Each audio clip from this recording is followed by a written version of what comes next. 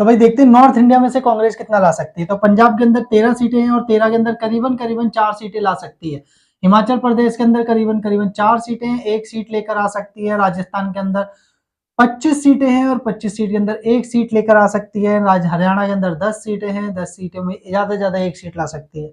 छत्तीसगढ़ के अंदर भी टोटल 13 सीटें हैं और 13 सीटों के अंदर करीबन करीबन 1 सीट। बिहार के अंदर टोटल 40 सीटें हैं अर्ज में और 40 सीटों के अंदर करीबन करीबन 2 सीटें, ज्यादा से ज्यादा बता रहा हूँ, ठीक है। वेस्ट बंगाल के अंदर 42 सीटें हैं और 42 में पता ही है, दूसरी वीडियो आप देख लेना, उसके अंदर मैंने बताया बीजेपी और क्या नाम है वहां की जो लोकल पार्टी है, आ रहा समझ में नहीं आ रहा, यानी कि तृणमूल कांग्रेस को कितना मिल सकता है, ठीक है। नेक्स्ट नंबर पे अब रीजनल पार्टियां कितनी कितनी ले जाएंगी उसके लिए नेक्स्ट वीडियो बनाएंगे, चैनल को सब्सक्राइब कर लो, ठीक है। वेस्ट बंगाल में कितना मिल सकता है कांग्रेस को, ज्यादा से ज्यादा 2 सीटें से मिली भी इतनी है, अरे समझ नहीं आया, अभी कोई खास राजनीति में परिवर्तन नहीं आया है, अरे समझ नहीं आ रहा। तो मीडिया में क्या है ना, दिखाया जा रहा है हुआ करके, समझ में नहीं है। मतलब उसमें मैंने भी काफी शॉर्ट देखे हैं जिसके अंदर देख लो राहुल गांधी ये है वो है, अरे वो तो ठीक है यार, तुम बुजुर्गों को कैसे समझाओगे, हर समझ नहीं है। आज की यूथ को तो समझा दोगे जो फोन पे बैठा हुआ है, अरे समझ में नहीं आ रहा, वो जो जॉब कर रहा है या अपना बिजनेस कर रहा है वो बेचारा फोन पे आ ही नहीं रहा है। और मोस्ट ऑफ लोग ऐसे हैं, हर में इंडिया में तुम सोचो, धुल राठी को एग्जांपल ले लेते हैं, उसकी वीडियो ज्यादा से ज्यादा 30 मिलियन लोगों ने देखी, मतलब 3 करोड़ लोगों ने। वोट कितने डालने वाले, 91, हर समझ नहीं आ रहा, 91 करोड़ लोग भारत के वोट डालने वाले, 3 करोड़ लोगों ने बैठ के देख के, आधे तो वो हैं जिन्होंने एक एक बार 2 बार क्लिक किए, समय दूसरे नंबर पे वो लोग कौन है पता है, समय नहीं है वो, उनमें से बहुत सारे ऐसे लोग जो बीजेपी को पसंद करते हैं, उसके बाद कह रहे क्या झूठ बना रखा है इसने, हर समय नहीं है। नेक्स्ट नंबर समर्थन करने वाले कितने लोग हैं, बहुत कम लोग हैं हर समय जो, ऊपर से ये क्या है, एक चैनल है, हर समय चैनल मतलब उसमें पर्टिकुलरली एक यूट्यूब है, हर समय नहीं है। और नेक्स्ट वो जर्मनी में बैठा हुआ बकवास कर रहा है, बात समझ में ही नहीं है, ठीक है। ग्राउंड में बैठेगा इंडिया पता चलेगा देश क्या है, हर समय नहीं आ रहा है। यहाँ पर राजनेता बोल रहे हैं हर समय जो लूट खसोट, हर समय भ्रष्टाचार इतना रहे, लोग जनता उनको जिताते आई है, हर समय इसने इस सरकार ने तो कुछ ऐसा किया भी नहीं है, जो बदले क्यों लोग, हर समय नहीं। कांग्रेस को इसलिए बदला क्योंकि 5 साल तक उसके भ्रष्टाचार न्यूज़पेपर में आए दिन रहते थे, हर समय नहीं आ रहा, जनता परेशान थी, अन्ना आंदोलन के हुआ उसके समझ, हर समय नहीं आ रहा, तब लोगों ने क्या इग्नोर मारा, मतलब बाकी अगर कोई चीज गलत है ना तो रोड पे उतरो, हर तुम कहते हो मैं भारतीय हूँ, हर समय और सरकार गलत कर रही है तो यूट्यूब पे सीधा क्या है मार के, मतलब क्या ग्राउंड पे उतरो, हर समय आंदोलन करो, पब्लिक साथ देगी यार तुम्हारा, समझे। वो जो है वो इफेक्ट डालेगा, ये इफेक्ट नहीं डालता उतना, हर समय नहीं है। ये क्या है, तुम ही सोच के चलो, जो उसकी जो नेक्स्ट मतलब जो उसकी लास्ट वीडियो आई होंगी वो तक याद नहीं रही होगी कि बंदे ने बोला क्या था, अर्ज में बस उसका धंधा चल रहा है, वो अच्छी बात है, ठीक है, इसलिए उतना ज्यादा उस पर ध्यान नहीं देता मैं भी, अर्ज में नहीं आया मोस्ट ऑफ चीज का। अगर आप फैक्ट चेक करोगे ना, फैक्ट अर्ज में नहीं आया तो उसके अंदर बैलेंस नहीं है, न्यूज बैलेंस होनी चाहिए, बात समझ में, वो बैलेंस नहीं है, अर्ज में नहीं है। वो क्या पर्टिकुलरली, जैसे छोटा सा एग्जांपल दे रहा हूँ, मैंने बोल दिया, मैंने कोई चीज बोल दिया तो वो पर्टिकुलर न्यूज में आ गई और न्यूज ही उन्हें उस क्लिप को उठा के क्या है उसने दिखा दिया। न्यूज को इतना बड़ा फैक्ट थोड़ी नहीं है, न्यूज वाले तो कुछ भी छापते रहते हैं भाई, बात समझ में नहीं है। एक होता है एनालिसिस करना, एनालिसिस मतलब इसमें वास्तव में विश्लेषण करना कि वाकई इसमें सच्चाई कितनी है, हर समय जब उस चीज को आप देखते हो ना तो बैलेंस न्यूज कहते हैं, हर समय एक न्यूज को छापती है एक न्यूज को छापती है, वो भी एक पर्टिकुलरली एक न्यूज हो गया है, बस इससे ज्यादा कुछ नहीं, क्लियर है। नेक्स्ट नंबर इलेक्शन देख लेना, रिजल्ट 4 जून को आने वाला है, क्यों तुम टेंशन इतना ले रहे हो, है नहीं है, बाकी ध्यान दो कौन सी रीजनल पार्टी कितना ला सकती है, क्लियर है, okay fine. Next number Madhya Pradesh, Madhya Pradesh के अंदर देखो 29 सीटें और 29 सीटों में करीबन करीबन 1 सीट लेकर आने के चांसेस है, 1 से 2 ज्यादा नहीं।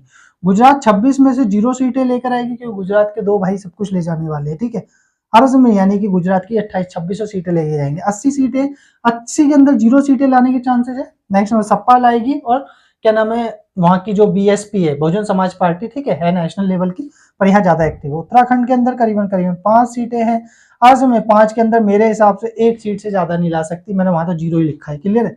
नेक्स्ट में उड़ीसा है, उड़ीसा के अंदर 21 सीटें हैं और 21 सीटों के अंदर करीबन करीबन 0, क्योंकि वहां पर बीजू जनता दल क्या है वहां पर अच्छा परफॉर्म करेगी और दूसरा बीजेपी। झारखंड, झारखंड के अंदर कितना है भाई आपका, झारखंड नहीं लिखा क्या मैंने, झारखंड नहीं लिखा, हर में झारखंड में झारखंड मुक्त मोर्चा ज्यादा एक्टिव है, क्लियर है। तो झारखंड करीबन 14 सीटें हैं और 14 सीटों के अंदर क्या है झारखंड मुक्त मोर्चा और क्या बोलते हैं बीजेपी, यही यहाँ पर क्या है सही है। तो करीबन करीबन मान के चलो 1 सीट, अरस में तो टोटल देख लेते हैं तो 4 5 6 7 8 9 10 11 12 13 14, अरस में नहीं है। नेक्स्ट हमें 15 16, समझ में 16 या 17 सीटें यहाँ से ज्यादा नॉर्थ इंडिया से ले पाएगी, कांग्रेस। क्लियर है। नेक्स्ट नंबर पे दिल्ली के अंदर देखते हैं, समझते हैं यूटी यूनियन टेरिटरीज से कितना मिल सकता है। तो दिल्ली से क्या है वो करीबन करीबन मान के चल लो 4-3 का रेशियो शेयर हुआ है आम आदमी पार्टी के साथ, पर वहां पर मिलेगी 0 सीट। 7 में से दिल्ली में से कितना मिलेगा 0। जम्मू कश्मीर में करीबन करीबन 5 सीटें हैं और 5 सीट के अंदर क्या है उसे 0 मिलेगा क्योंकि वह नेशनल कॉन्फ्रेंस लेके जाएगी। अर्ज में नहीं आ रहा, जम्मू कश्मीर नेशनल कॉन्फ्रेंस और बीजेपी। नेक्स्ट नंबर लद्दाख में 1 सीट है 0 मिलेगा। चंडीगढ़ के अंदर 1 सीट है बीजेपी ले जाएगी। यार समझ नहीं आ रहा, यहाँ से 0 मिलेगा। अंडमान निकोबार में 1 सीट है 1 सीट ले जा सकती है। हाँ लक्षद्वीप में 1 सीट है 1 सीट ले जा सकती है। पुडुचेरी के अंदर 1 सीट है 1 सीट कांग्रेस ले जाएगी। फिर दमनदीप के अंदर भी उसे कितना 0 मिलेगा। क्लियर है, क्योंकि यहाँ बीजेपी क्या बहुल है। नेक्स्ट नंबर पे यहाँ पर 1 सीट है और 1 सीट ले जा सकती है कौन। तो देखते हैं भाई भारत में 19 सीटों के अंदर से 1 2 3 4 कितना 1 2 3 4 सीटें ले जा सकती है। कितना 4/19। समझ में नहीं आ रहा, टोटल कितनी थी 19 सीटें थी और करीबन करीबन 4 सीटें ले जा सकती है। तो अब समझते हैं कि टोटल ओवरऑल कितना आने वाला है, कांग्रेस को कितना मिलने वाला है। तो देख लो पहले नंबर पे क्या है, साउथ इंडिया से उसे 39 सीटें मिलने के चांसेस है। नॉर्थ ईस्ट से उसको टोटल 3 सीटें मिलने के चांसेस है। नेक्स्ट नंबर पे नॉर्थ इंडिया से 16 सीटें मिलने के चांसेस है और यूटी से उसे 4 सीटें मिलने के चांसेस है। तो टोटल वो जो जीतने वाली है वो करीबन करीबन 62 सीटें जीतने वाली है। मतलब समझ में, यानी कि इस बार वो विपक्ष का समझ में नहीं आ रहा औहदा बनाए रखेगी मजबूती के साथ, जो अभी तक नहीं बना पा रही थी बेचारी 2 बार से। ठीक है, 2014 में देखो मात्र 44 सीटें जीत पाई थी और 2019 में 52 सीटें जीत पाई थी। तो इस बार क्या है उसका आंकड़ा टोटल 10 सीटों का बढ़ने का चांसेस है। यार समझ नहीं, और इसका कारण भी बता दो, इसका कारण ये है कि उसने जो रीजनल पार्टियों से क्षेत्रीय पार्टियों से जो क्या है समझौते किए हैं, यार उसमें गठबंधन बनाया है, उनके वोट जो पड़ रहे हो वो वहां पर अपने कैंडिडेट खड़े नहीं कर रहे। ये बहुत बड़ी क्या है भूमिका निभा रहे हैं उसकी सीटें बढ़ाने में। और यही मैं मतलब जानता था कि भाई ये क्या ना कांग्रेस इस बार क्या है सीटें बढ़ाएगी। इसका कारण ये कि वो जो गठबंधन किया है ना, वो गठबंधन की जो वोट है वो किसको मिलेंगे, कांग्रेस पार्टी को मिलेंगे। यार समझ, यानी कि इस गठबंधन का सबसे ज्यादा जो फायदा हुआ इंडिया गठबंधन का वो कांग्रेस को हुआ है, बाकी रीजनल पार्टियों को कुछ नहीं हुआ है। यार समझ नहीं आ रहा, ये पार्टियां फिर भी रीजनल थी और अभी भी रीजनल रह जाएंगी। उन्होंने इस उम्मीद नहीं किया था कि सेंट्रल गवर्नमेंट में हम कोई भूमिका निभाएंगे। क्लियर है, पर ऐसा है नहीं। अगर मान के चलो कभी बीजेपी गवर्नमेंट गिरती भी है, मतलब उसमें लोग पसंद भी नहीं करते हैं, तो भी उसका डाउनफॉल भी ऐसे आएगा। अर्थ में नहीं है डाउनफॉल, देखो अपफॉल जब मतलब क्या बोलते हैं, जब अपवर्ड होता है तो ऐसा होता है। अर्थ में नहीं है, अपवर्ड ऐसा नहीं होता अर्थ में, और तो डाउनवर्ड भी ऐसा नहीं होता। जैसे कांग्रेस को ले लो भाई, हम तो फैक्ट लेकर चल रहे हैं ना, कांग्रेस ले लो, कांग्रेस कैसे चढ़ी थी। अर्थ में नहीं, कांग्रेस पता है भाई 19 कब से 1885 जब से कांग्रेस बनी थी। अर्थ में एओ हयूम से देखो किस तरीके से जनता के बीच में उसने समर्थन पड़ा है। अर्थ में नहीं है, और जब वो गिरी भी तो देखो स्लो स्लो गिरी। अर्थ में नहीं है, ठीक है, ऐसा नहीं है कि राजीव गांधी के टाइम से क्या एकदम से सीटें उसे ना मिली हो।